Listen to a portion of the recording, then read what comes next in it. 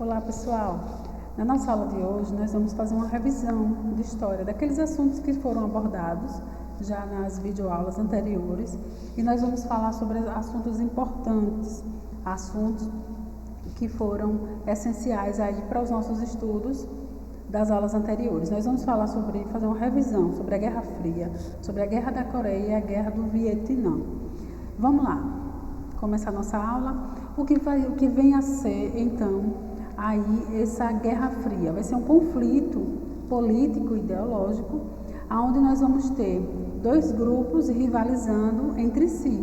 Nós vamos ter dois países em estado de tensão. Quando nós falamos sobre Guerra Fria, um conflito político e ideológico, esse conflito ele vai se dar pós Segunda Guerra Mundial, certo?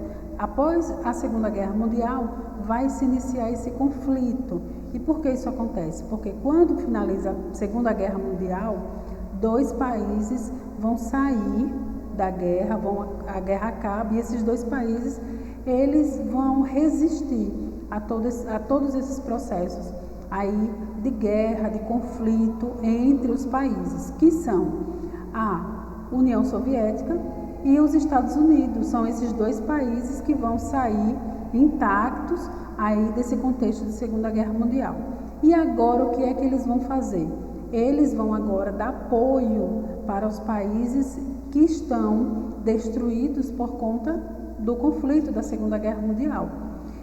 Dessa forma, ajudando-os mutualmente esses países, eles vão estar também, de certa forma, transferindo a sua ideologia política do seu país para aquele outro país. No caso dos Estados Unidos, nós vamos ter aí o capitalismo. No caso da União Soviética, nós vamos ter o comunismo, ok? Essa ajuda mútua que vai ser feita, que vai acontecer entre os Estados Unidos, vai fazer com que esses outros países acabem se ramificando e se identificando com essa ideologia política, que nesse caso aí vai ser ou o comunismo ou o capitalismo. Joia? Vamos lá acompanhar aqui o slide. Conflito, a definição do que seria a Guerra Fria. Conflito permanente entre os Estados Unidos e a União Soviética, no qual os dois lados evitavam confronto direto. E por que havia esse processo de ambos os lados de evitar um possível confronto? Porque os países já estavam passando por um processo de dificuldades muito grandes. Os países estavam, na sua grande maioria, destruídos por conta da Segunda Guerra Mundial. Então, nenhum nem outro queria iniciar um processo de confronto, iniciar uma nova guerra, porque sabia-se dos problemas que iriam ser causados, os gastos que iriam ser colocados nessas guerras. Então, as tensões existiam entre ambos os lados, mas eles queriam, sobretudo, evitar um confronto maior. Mas para defender os seus interesses, ajudar os seus aliados a expandir as suas áreas de influência, os dois lados usaram a propaganda como forma de persuasão para aquele outro país. E aí eu quero que vocês observem essas imagens aí que mostram cartazes, que mostram exatamente como acontecia esse processo da propaganda. E aí nós temos aí, lá em cima, um rapaz representando os Estados Unidos, o outro representando a União Soviética, e eles se degladiando, e eles lutando. Lá embaixo a gente consegue ver um cartaz aí falando sobre a América, onde nós vemos aí o Capitão América lutando contra Hitler, contra os nazistas. Então nós vemos aí uma força, essa força capitalista lutando pelo seu país, que é os Estados Unidos. Do outro lado, a gente consegue perceber aí um homem representando os Estados Unidos com as cores, a roupa dele representa as cores da bandeira dos Estados Unidos, e ele chegando em uma localidade onde a área de influência, a zona de influência, era aí, sobretudo, da União Soviética. Joia? Vamos lá continuar. Características desse momento aí da Guerra Fria. Primeiro, enfraquecimento econômico e político dos países europeus. Bipolaridade global, o mundo vai ser dividido agora em duas partes, a influência que vai ser recebida agora por esses países serão ou comunista ou capitalista. Não vai ter uma outra opção. Então ele vai ser dividido, o mundo vai ser dividido em duas correntes ideológicas, ou o comunismo ou o capitalismo. Corrida armamentista nuclear, cada vez mais os países estavam se resguardando. Por quê? Como eles estavam comprando equipamentos, armamentos bélicos, porque eles estavam imaginando que a qualquer momento poderia eclodir um confronto, ok? Equilíbrio do terror, a política de dissuasão, a política de eu tentar convencer aquele país a ele ser ramificado pelo capitalismo, por exemplo. Conflito ideológico, capitalismo e socialismo, e o conflito bélico na Guerra Fria, essa questão da corrida armamentista, a corrida por equipamentos, por armamentos, ok? Bipolaridade mundial. Durante a Guerra Fria, o mundo foi dividido de acordo com os dois blocos aos quais os países faziam parte. A divisão leste e a divisão oeste deixou de ser apenas geográfica e passou a ser política e militar. A oeste, nós temos o bloco aí dos capitalistas. Esse bloco capitalista ele vai estar alinhado aos Estados Unidos. E a leste, nós temos os blocos socialistas. Eles estão aliados à União Soviética. Então, nós vamos ver esses dois blocos aí, como eu falei anteriormente, eles vão estar dividindo o mundo em duas partes. Ok? E aí nessa imagem a gente consegue perceber uma divisão aí, por exemplo, da Alemanha, após a Segunda Guerra Mundial, a divisão dessa porção territorial da Alemanha entre ingleses, entre a União Soviética, entre franceses e entre os americanos, os Estados Unidos. E agora nós vamos falar um pouquinho sobre a guerra da Coreia, que vai ser uma das guerras que vai estar incluídas nesse processo, acontece bem no período ali da Guerra Fria, joia? Vamos falar um pouquinho sobre a Coreia. A Coreia, ela faz parte, inicialmente, antes da guerra eclodir, ela vai fazer parte. Quem vai mandar na Coreia, naquela porção territorial, são os japoneses. Os japoneses, eles são muito cruéis. O quantitativo de números de soldados dele é um quantitativo muito grande.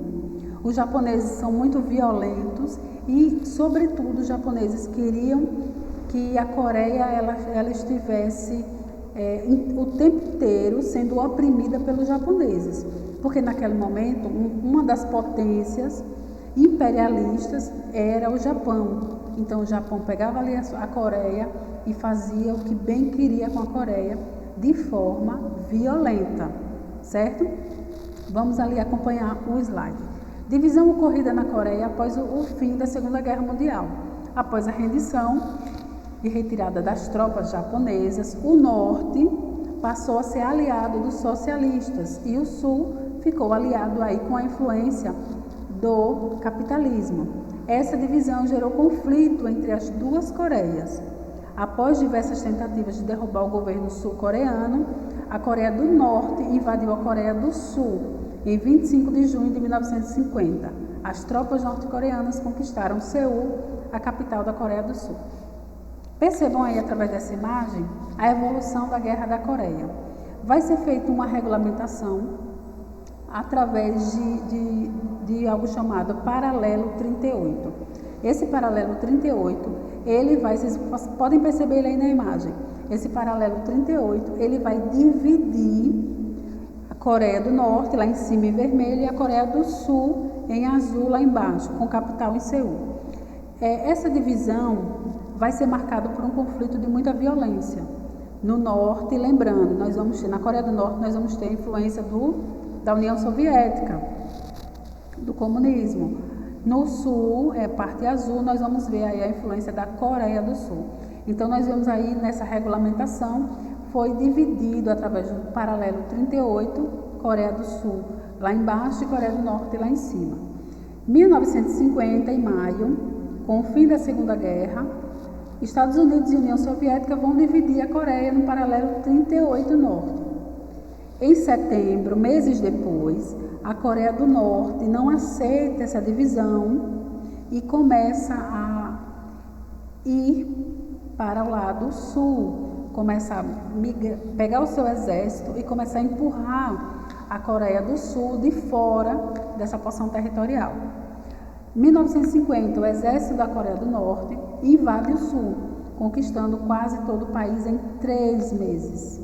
Em novembro de 1950, meses depois, há uma reação por parte da Coreia do Sul. E a Coreia do Sul agora começa a empurrar a Coreia do Norte para pegar essa porção territorial para ela.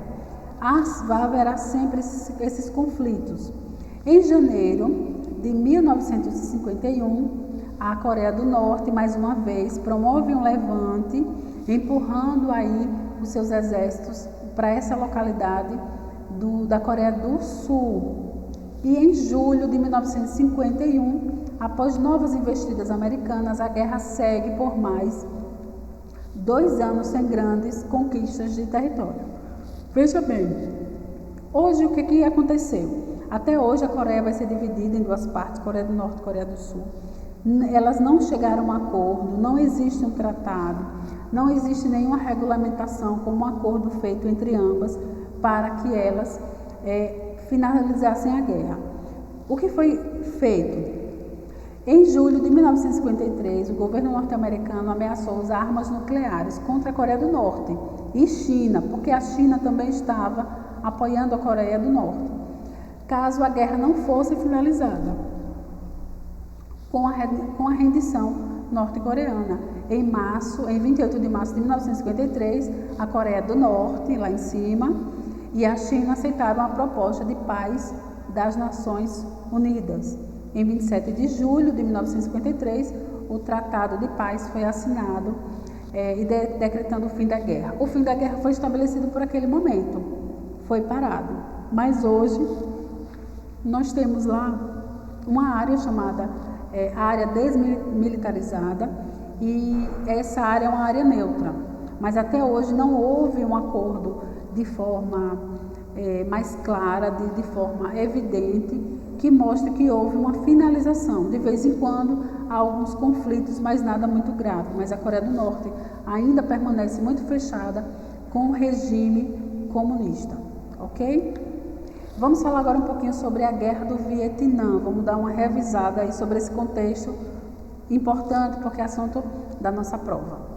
O Vietnã havia sido colônia francesa e no final da Guerra da Indochina foi dividido em 2 países. A mesma coisa que acontece com a Coreia do Norte vai acontecer com o Vietnã. Ela vai ser dividida em 2 partes. No norte nós vamos ter aí também como influência a União Soviética. E no Vietnã do Sul nós vamos ter o capitalismo influenciando aquela localidade. A Guerra do Vietnã foi o mais longo conflito militar que ocorreu depois da Segunda Guerra Mundial. Essa guerra se estendeu entre os anos de 1955 e 30 de abril de 1975. A guerra durou 20 anos. Vocês imaginem, pessoal, a destruição, todos os problemas sociais, todos os problemas econômicos, aquele determinado país tendo que participar, tendo que ficar ali durante esse período de 20 anos dentro de uma guerra. Vocês imaginem que sofrimento para essas pessoas dessas localidades, né? Motivações para a Guerra do Vietnã. As relações entre os 2 Vietnãs em função das divergências políticas, e quando nós estamos falando de políticas ideológicas, estamos falando dessa ramificação de capitalismo de um lado e comunismo do outro lado. Em 1959, os Vietcongs, que são os guerrilheiros comunistas, aqueles soldados de lá do Vietnã, vai ser conhecidos como Vietcongs, eles vão começar a investir naquela porção territorial ali do Vietnã do Sul. Mas quem está dentro daquela localidade são os americanos. Com o apoio de Ho Chi Minh e dos soviéticos, atacaram a base norte-americana no Vietnã do Sul. Então o Vietnã do Sul, lá com influência capitalista, estava quietinho, numa boa, e de repente começa a ser atacado aí pelo Vietnã do Norte, que segue a influência do comunismo. E aí nessa imagem vocês conseguem perceber aí as fotos primeiro dos Vietcongs aqui embaixo, eles nos barquinhos.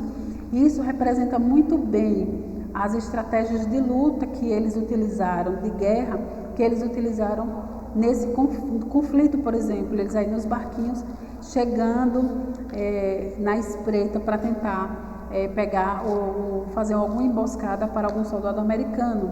E do outro lado nós vemos aí imagens de helicópteros norte-americanos aí nessa localidade do Vietnã. Essa imagem representa muito bem como os Vietcongues, todos os processos de planos que os Vietcongues faziam. Nós temos aí as emboscadas que eles faziam para os soldados americanos. Os Vietcongues são os privilegiados nesse sentido, porque eles conhecem muito bem aquela região. Um dos fatores negativos para os soldados dos Estados Unidos é que eles não conhecem aquela área. Então, o acesso para chegar em determinadas localidades será difícil. E aí nós temos uma outra imagem, que é uma imagem muito triste, que mostra aí o lançamento do agente laranja,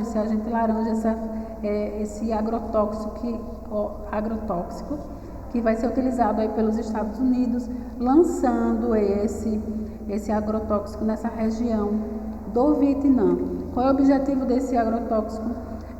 A partir do momento que ele cai aí no solo, nessa região aí de mata, essas plantas, essa vegetação toda vai morrer e todas essas folhagens elas vão cair. E nesse contexto que os soldados americanos vão conseguir agora observar com mais certeza e tentar atacar os Vietcongues, porque como vocês viram na imagem anterior, os Vietcongues eles tinham as emboscadas, eles tinham os labirintos que eles faziam, porque eles conheciam muito bem a região. Como os norte-americanos não conheciam, eles colocaram aí esse agrotóxico para tentar vencer a guerra, mas isso vai promover uma destruição em massa dentro do Vietnã. Percebam aí que esse agrotóxico ele é muito letal e mulheres grávidas, os bebês vão passar por um processo de má formação, as pessoas vão ficar doentes com câncer e outras coisas mais. Fim da guerra. Como não estava conseguindo nenhum sucesso na guerra, tendo várias derrotas consecutivas, também não contando com o apoio da população, em 1975, o governo dos Estados Unidos aceita o Acordo de Paris e retira suas tropas do Vietnã. Vejam o que é que vai acontecer. Os soldados americanos eles não conhecem aquela localidade do Vietnã. Os vietnamitas eles conseguem e conhecem muito bem aquela região. Os vietnamitas vão ter apoio da população local. Os soldados americanos não. Então, os soldados americanos vão começar, mesmo tentando, eles não vão conseguir chegar um pouco nesse processo de ganho de guerra. Quem vai ganhar, quem vai estar num processo bem acima, vão ser sempre os Vietcongues. E o número de soldados americanos mortos vão aumentar cada dia. E aí os Estados Unidos também, alguns grupos dos Estados Unidos pedem que essa guerra acabe, principalmente grupos de hippies que estão aparecendo nesses momentos, os movimentos sociais que estão surgindo agora nos Estados Unidos também vão pedir a retirada das tropas dessa região, porque muitos soldados estão morrendo. E dessa forma, os Estados Unidos retiram suas tropas do Vietnã e o Vietnã aí se declara vitorioso e hoje ele é totalmente comunista. Em 2 de julho de 1976, o Vietnã foi reunificado, aí Vietnã do Norte e Vietnã do Sul, ele é unificado em uma porção territorial só, uma influência só, que é o comunismo, sob o regime comunista, aliado, amigos aí da União Soviética. Ok? Finalizamos.